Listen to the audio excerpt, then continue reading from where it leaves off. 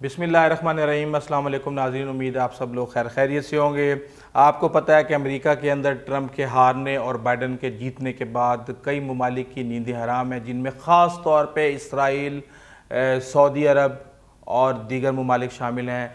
और कई लोग यहाँ पाकिस्तान के अंदर मौजूदा हुकूमत की नींदें हराम करने की कोशिश कर रहे हैं। वो कह रहे हैं जी बस हुण ते बाइडन आ गया, बस इमरान खान है गया, बस इमरान खान गया, मियाँ नवाज शरीफ के हाथ में है, सऊदी अरब भी मियाँ नवाज शरीफ के हाथ में है, अमेरिका भी मियाँ नवाज शरीफ के हाथ में है। बस अब आप ये देखते जाएं, ये चंद दिन आप देख लें, आप मीडिया भी आज़ाद हो जाएगा इस मुल्क के अंदर। और ये सारे जितने भी जो डकैत भागे फिर रहे हैं, नाम नहाद जमहूरियत की बातें कर रहे हैं, शक्लें इनकी देखें, इनके करतूत देखें, इनकी बातें देखें, शर्म आती है कि इतने हाई मॉरल्स के ऊपर जाके ये कौन लोग बातें कर रहे हैं। और बहरहाल इसके ऊपर बात करेंगे, लेकिन ख़बरें बहुत ज़्यादा हैं। आज इसराइल वज़ीर ने, जो कि सेटलमेंट्स के वज़ीर हैं, सेटलमेंट अफेयर्स के, उन्होंने धमकी दे दी है कि जनाब ईरान के साथ फिर हम जंग ही करेंगे अगर बाइडन ने ट्रंप की पॉलिसीज़ को फॉलो ना किया मिडल ईस्ट के हवाले से। सऊदी अरब बहुत ज़्यादा परेशान है, क्योंकि मोहम्मद बिन सलमान तो एक तरह से आप ये कह सकते हैं कि यतीम ही हो गए हैं ट्रंप के बाद, क्योंकि ट्रंप ने जितना उनको सपोर्ट किया था। ट्रंप खुद बहुत ही बुरा हाल हो रहा है ट्रंप के साथ। ट्रंप साहब की बेगम जो है ना, वो भागने के लिए तैयार हैं। और वो कहते हैं ना कि वो एक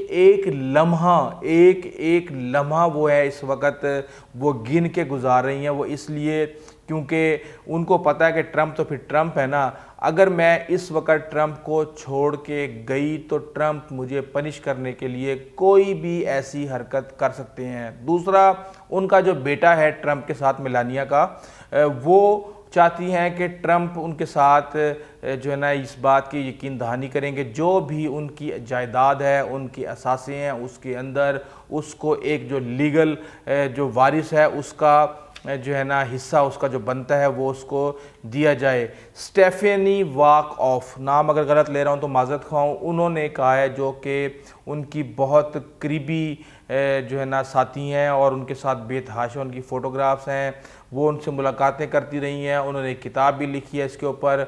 और उन्होंने कहा जी कि ट्रंप की और मेलानिया की एक तरह से ट्रांजैक्शनल मैरिज चल रही है। 15 साल एक तरह से हो चुके हैं उनकी मैरिज को। इससे पहले जो ट्रंप की दूसरी बीवी थी, जो कि एक टीवी एक्ट्रेस थी, 1993 से लेके 1999 तक वो उनके साथ रिश्ते में रहीं। उनका नाम था मार्ला मैपल्स। उनके साथ भी ट्रंप का जो है ना एक एग्रीमेंट हुआ था कि जनाब वो जब वो अलग हो जाएंगी तो कोई भी ऐसी किताब नहीं लिखेंगी, कोई भी ऐसा इंटरव्यू नहीं देंगी जो कि ट्रंप के हवाले से क्रिटिकल हो सकता है। और इसी किस्म के जो सेम कोड ऑफ साइलेंस हैं वो मेलानिया के साथ भी तकरीबन डिसाइड हो चुके हैं। और सिर्फ ट्रंप के वाइट हाउस से निकलने की देर है, उनकी बेगम भी निकल लेंगी। इस हवाले से जो है ना बहुत जो है ना चीज़ें सामने आ चुकी हैं। जबकि वाइट हाउस के में निकलने के बाद ट्रंप की सिर्फ बेगम नहीं निकलेंगी, शायद ट्रंप भी जेल में चले जाएं, क्योंकि इस हवाले से बहुत से ऐसे केसेस हैं जो कि यूएस स्टेट डिपार्टमेंट ने रोके हुए थे और इसलिए उनको ब्लॉक किया हुआ था, क्योंकि प्रेसिडेंट होता है जो एक ये ओहदा है, आईनी ओहदा है, इसको एक प्रोटेक्शन हासिल होती है। जिस तरीके से याद है आपको, जब आसिफ अली जरदारी इस मुल्क के सदर थे तो कोई भी बात होती थी, कोई भी करप्शन की बात होती थी, कोई और चीज़ होती थी, वो कहते जी इसको तो इम्यूनिटी हासिल है, इसको तो आप हाथ ही नहीं डाल सकते। यही ट्रंप के साथ चल रहा था कि ट्रंप को इम्यूनिटी हासिल थी, उनके ऊपर सेक्सुअल हरासमेंट, रेप के केसेस, बदनुवानी के केसेस, बैंक फ्रॉड के केसेस, मनी लॉन्ड्रिंग के केसेस, टैक्स फ्रॉड के साथ बैंकिंग के फ्रॉड के केसेस, और पता नहीं कितने केसेस उनके ऊपर चल रहे हैं। और उस हवाले से सारी चीज़ें सिर्फ़ और सिर्फ इसलिए रोकी गई थी कि एक दफ़ा ट्रंप जब तक सदर हैं, वाइट हाउस में हैं, ये पूरे अमेरिका की बदनामी होगी अगर उनको सज़ा हो जाती है। और वैसे भी उनको कानूनी तौर पे इम्यूनिटी हासिल थी। ट्रंप के ऊपर जो एक किताब लिखी है द मेकिंग ऑफ ट्रंप, उसके जो ऑथर हैं डेविड जॉनस्टन, उन्होंने दावा किया है कि इन केसेस की बिना पर ट्रंप जो है वो बड़े आराम से जेल जा सकते हैं, क्योंकि ये फेडरल इनकम टैक्सेस के केसेस हैं, इंश्योरेंस के केसेस हैं, और यही नहीं, जो रशियन इंटरफेरेंस थी यूएस इलेक्शन के अंदर, उसके अंदर भी इन्होंने जो एफबीआई के डायरेक्टर थे उनको कहा था कि ये इंक्वायरी को रोक दें। उन्होंने इंक्वायरी नहीं रोकी, उन्होंने उस एफबीआई के डायरेक्टर को ही निकाल दिया। ये सारी चीज़ें, प्रोफाइल तैयार हैं, ये सिर्फ पाकिस्तान में फाइलें तैयार नहीं होती, दुनिया के हर मुल्क में ये फाइलें एस्टेब्लिशमेंट तैयार कर रही होती है, और अब एस्टेब्लिशमेंट सबक सिखाएगी ट्रंप को। इसके लिए बाइडन की सपोर्ट उनको हर हाल में चाहिए होगी। अब एक और मज़े की बात, इलेक्शन कैंपेन के जो फाइनेंस एक्ट है उनका जो वायलेशन की है, उसमें यह है कि जो वो उनकी कैंपेन चल रही थी 2016 के अंदर, तो उन्होंने 2018 के अंदर अपने वकील को कहा कि जनाब एक जो थी, मैं अब क्या कहूँ उसको, basically adult film actress, adult का मतलब आप समझते हैं ना, तो वो उसको जनाब इन्होंने अपने वकील को कहा कि जनाब इसको पेमेंट एक छुपा के आप कर दें पेमेंट, मैं इस चीज़ का ज़िम्मेदार हूँ। और वो यूएस सेनेट के अंदर ट्रंप के ख़िलाफ़ बयान भी दे चुके हैं, और उनको खुद को गिल्टी होने पे 3 साल की सज़ा भी हो चुकी है, और उन्होंने वो पैसे दे दिए, यानी कि ट्रंप साहब चंदे का पैसा भी खा गए। इसके अलावा उन्होंने बड़े बड़े गिफ्ट लिए, जिस तरीके से पाकिस्तान में तोशाखाना केस नहीं चल रहा कि गाड़ी लेके चले गए, वो हार लेके चले गए, ये केस अब ट्रंप के ऊपर भी चलने वाला है कि जनाब वो सऊदी अरब समेत तकरीबन आप ये समझ लें कि 100 ममालिक तक तकरीबन उन्होंने उनसे गिफ्ट लिए, और गिफ्ट लेने के बाद उन्होंने अपनी जेब में डाल लिए और निकल लिए। इसका भी एक एक चीज़ का हिसाब होगा, और आने वाला जो वक्त है वो ट्रंप के लिए बहुत ज़्यादा मुश्किल में हो सकता है। बात करते हैं इसराइली धमकी की, जो उन्होंने कहा है कि जनाब हम ईरान के ऊपर हमला करेंगे, ईरान के साथ हम लड़ाई करेंगे अगर बाइडन जो कि ट्रंप की पॉलिसी थी उसको नहीं अपनाते, और अगर वो उस पॉलिसी को चेंज करते हैं, न्यूक्लियर डील के हवाले से कोई मुआहदा करते हैं, और जो मैक्सिमम प्रेशर डाला हुआ था ट्रंप ने ईरान के ऊपर, अगर उसके हवाले से कोई रिलीफ देते हैं, तो उन्होंने कहा जी कि ये हमारे लिए बहुत मुश्किल होगा कि हम इन्हीं हालात में ऐसे ही चलते रहें, फिर हम इसका कोई ना कोई जवाब देंगे। और इसराइल के अंदर तो आप ये समझ लें कि सफ़े मातम बिछा हुआ है, वहाँ पे जो सर्वेज़ हुए, वहाँ पे दुआएं हुई, और पता नहीं क्या क्या कैसी कैसी दुआएं हुई कि खुदा लिख के लिए किसी तरह ट्रंप को जितवा दो जितवा दो। और वहाँ पे जो सर्वे हुआ उसके मुताबिक 60% लोग ये इसराइली जो हैं वो चाहते थे, 63% लोग ये चाहते थे कि किसी भी तरीके से इसराइल के मुफाद में ट्रंप जीत जाए, ताकि जो अंधी मचाई हुई थी, जो फ़लस्तीनियों के साथ जुल्म कर रहे थे, जो जुल्म की दास्तानें लिखी जा रही थी, वो चलती रहती हैं। और जहाँ तक ट्रंप का और मोहम्मद बिन सलमान का मामला है, ये मामला बहुत ज़्यादा खौफनाक हो चुका है, क्योंकि ट्रंप ने सऊदी अरब के मुफादात का, इसराइल के मुफादात का आंखें बंद करके, और जो यूएस की जो पॉलिसी है कि तरीके से चलो का काम करो भी नज़र भी ना आए, क्योंकि वो इसराइल को तो आज से तो सपोर्ट नहीं कर रहे, वो तो सालों साल से कर रहे हैं। अमेरिका का जो भी सदर आएगा वो इसराइल को हर हाल में सपोर्ट करेगा, क्योंकि इसराइल के अंदर बहुत ही स्ट्रॉन्ग यहूदी लाबी है, और वो दोनों पे कंट्रोल है उनका, रिपब्लिकन्स पे भी है, डेमोक्रेट्स पे भी है। उन्होंने हर रेस के घोड़े के ऊपर पैसा लगाया हुआ है, और वो कंट्रोल करते हैं इस हवाले से। तो उस हवाले से जो है ना, मोहम्मद बिन सलमान जो हैं उनके लिए हालात ज़रा डिफरेंट हो गए हैं, क्योंकि जमाल खशोगी के ऊपर जो बाइडन है वो बड़े खौफनाक बयान दे चुके हैं, वो बहुत आगे तक जा चुके हैं, और उन्होंने कह दिया था कि हम इसका हिसाब लेंगे, इस तरह नहीं चलेगा।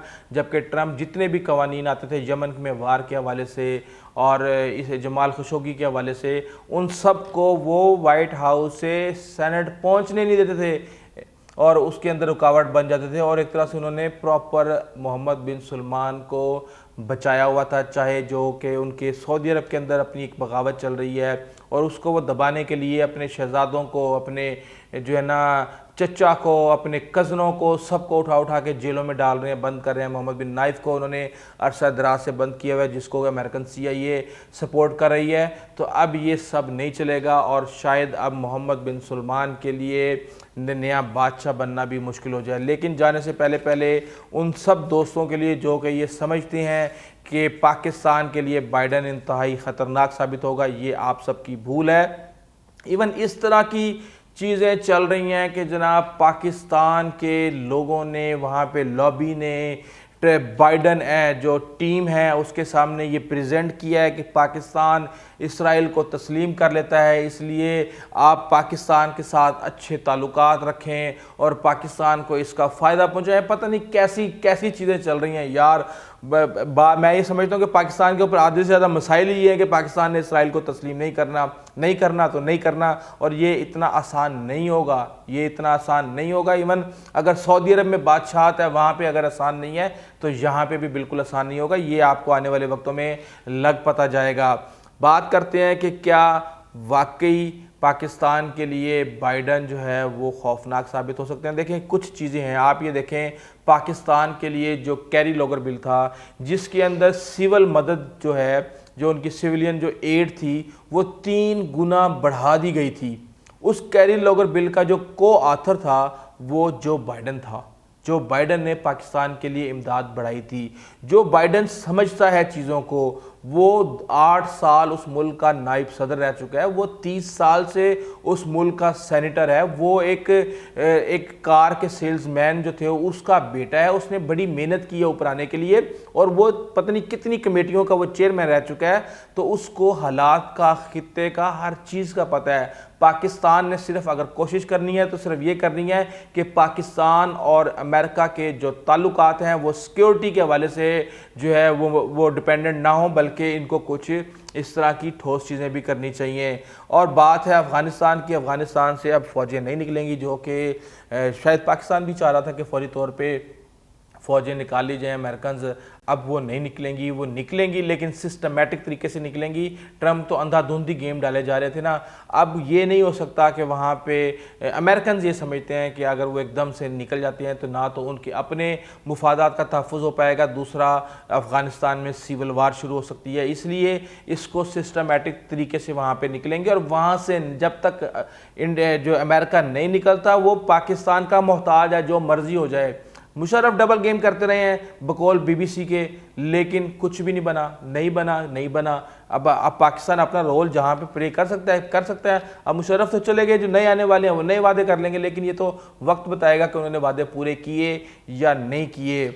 जहाँ तक भारत के साथ ताल्लुकात हैं, कमला हैरिस जो कि नाइब सदर हैं बाइडन के नीचे, वो मुंतखब हुई हैं और उनका कहा जाता है कि वो तो इंडिया से उनका ताल्लुक है। उन्होंने मोदी की जो कश्मीर पॉलिसीज़ हैं उनके ऊपर बहुत सख्ती से उन्होंने उसके ऊपर तनकीद की है। जो बाइडन की वेबसाइट है उसके ऊपर भी कश्मीरियों के हकूक़ की बात की गई है, लेकिन ये सब चीज़ें एक हद तक जाएंगी क्योंकि अमेरिका ने चाइना को रोकने के लिए इस्तेमाल करना है भारत को, इसलिए भारत को नाराज़ नहीं किया जाएगा, लेकिन इतनी फ्री हैंड भी नहीं दिया जाएगा जिस तरह ट्रंप ने पाकिस्तान से बदला लेने के लिए जो है ना उसको ग्रीन सिग्नल दे दिया था पुलवामा हमले के बाद। और जहाँ तक बात है बाइडन चाइना फॉरेन पॉलिसी की, ज़ाहिर सी बात है जब चाइना के साथ अमेरिका के ताल्लुकात ख़राब होते हैं तो पाकिस्तान तो मुश्किल में आ जाता है, क्योंकि पाकिस्तान ने किसी भी तरीके से चीज़ों को मैनेज करने की कोशिश करनी होती है। तो अब वो जो हवाई फायरिंग कर रहे थे ट्रंप, वो नहीं होगी। अब ये इंतहाई एक मरबूत किस्म का एक प्लान लेके आएंगे चाइना के ख़िलाफ़, लेकिन उसके अंदर इतनी ज़्यादा हलचल नहीं होगी, स्मूथली चीज़ें ऑपरेट हो रही होंगी, और शायद पाकिस्तान के लिए चीज़ें उस हवाले से इतनी मुश्किल ना हो। ईरान के साथ वो ताल्लुकात बहाल करेंगे। पाकिस्तान को इसकी कीमत चुकाना पड़ रही है कि पाकिस्तान जो है ना चाहता है यहाँ पे खित्ते के अंदर अमन हो, बेहतरी हो, पाकिस्तान का ईरान के साथ ट्रेड हो, पाकिस्तान ऑयल भी ख़रीदे और सब कुछ चीज़ें ले, वहाँ पे गैस पाइपलाइन हो, एनर्जी की ज़रूरियात पूरी हो। तो ये सारी चीज़ें उसी वक्त हो सकती हैं जब ईरान के साथ जो है ना अमेरिका के ताल्लुकात बेहतर होंगे। और मैं ये समझता हूँ कि आने वाला वक्त पाकिस्तान के लिए बहुत बेहतर है, और ये जो सियासी लुटेरे इकट्ठे हुए हैं जो बड़े हाई मॉरल ग्राउंड्स के ऊपर बातें कर रहे हैं, कौम को बेवकूफ़ बुद्धू बनाने की कोशिश कर रहे हैं, इनको बहुत बड़ी मायूसी होने वाली है। अगर आपको हमारी वीडियो अच्छी लगी तो प्लीज़ आप हमारे चैनल को सब्सक्राइब कीजिएगा, बेल आइकन को प्रेस कीजिएगा, अपने दोस्तों इज़्ज़तकार बुरम साहिब का खास ख्याल रखिएगा। आइंदा तक के लिए इजाज़त दीजिए। अल्लाह हाफ़िज़।